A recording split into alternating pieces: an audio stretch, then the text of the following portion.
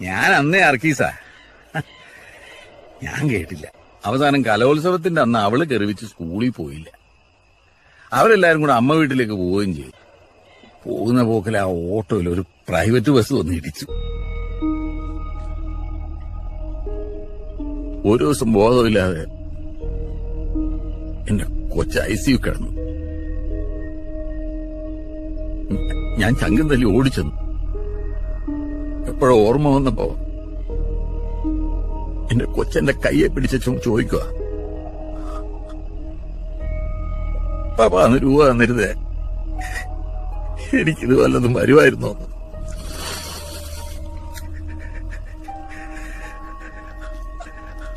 അത് പറഞ്ഞിട്ട് പിറ്റേന്ന് എന്റെ കൊച്ചു പോയടാവ്. താരാട്ടു